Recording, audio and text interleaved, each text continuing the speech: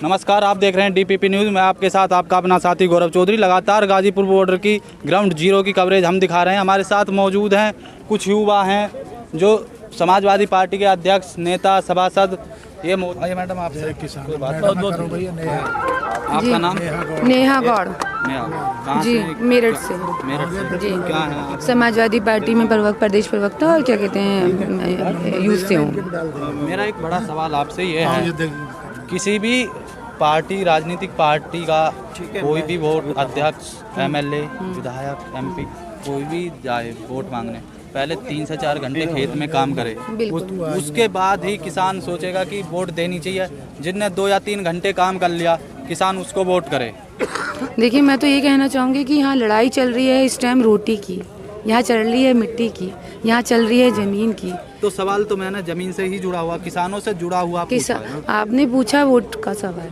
तो अगर हम यहाँ वोट मांगने नहीं आए, हम लोग किसानों का सपोर्ट करने आए, समर्थन देने आए। लगातार गिरफ्तारियां दे रहे हैं, लगातार किसान चौपाले लगा रहे हैं, लगातार जितना हम लोगों से हो सकता है उतना हम लोग, पूरी समाजवादी पार्टी दल तो हमारा साथ में है ही है, और हम लोग एक किसान परिवार से भी हैं। तो हम लोग यही चाहते हैं कि ये अन्नदाता हैं, इनकी ही रोटी खाकर आज बीजेपी सरकार जिंदा है, इनका ही अन्न खाकर वो लोग जिंदा हैं। और वही लोग जो आज ये एमएसपी और ये सब चीज़ें हो रही हैं, उन्हीं लोगों की वजह से आगे हमें कहती है किसानों की लड़ाई है, इनको हम हक में लड़ेंगे। इनका किसानों का दुख दर्द क्यों नहीं समझ रही सरकार? देखिए, हम इनका दुख दर्द समझ रहे हैं। सर, मैं ये बताना चाहूँगी, आपके चैनल के स्पेशल माध्यम से कहना चाहूँगी, क्या कोरोना में इन्होंने दुख दर्द समझा किसी का? नहीं समझा ना। अगर ये कोरोना की महामारी से नहीं समझे तो आप किसानों का दुख दर्द कैसे समझेंगे? और 26 जनवरी के बाद में जो चीज़ें सामने आई तो दुख दर्द कैसे समझ सकते हैं? तो आप भी देख सकते हैं। लेकिन कोई भी बीजेपी पार्टी का कोई भी यहाँ पे नहीं आया, नेता हो, अध्यक्ष हो, जो रणनीति बनाए हैं इस चीज़ की, जिन्होंने सोचा था कि अन्नदाता आए हैं, आज ये जो चीज़ है सब आप भी जानते हैं। आपके चैनल के माध्यम से भी कहना चाहूँगी कि जो आज सब कुछ हो रहा है वो शायद हमारे महानुभाव, हमारे देश के प्रधानमंत्री सर्वोसा और सूबे के मुख्यमंत्री योगी जी की वजह से ही हो रहा है। देश में सबको देख रहे हैं। क्यों नहीं? मन की बात किसानों से क्यों नहीं होती है? मन की बात क्यों ऐसे होती है? हमारे बुजुर्ग लोग हैं, सभी लोग, कभी किसी के पास आया भी मन की बात का फोन? नहीं आया। प्रेस वार्ता क्यों नहीं होती? अब यही तो देखिए साहब, जब मन की बात करते हैं, व्हाट्सएप कॉलिंग करते हैं, बधाई देते हैं, जब कोरोना में मोदी जी कहते भाइयों बहनों, तो आप कहाँ हैं? अभी तो बोले कि हाँ किसानों हमसे बात करो, आप क्यों नहीं कर रहे हैं? मोदी जी के पास इतना टाइम था कि वो वहाँ मुंबई चले गए, अंबानी जी का पोता देखने चले गए।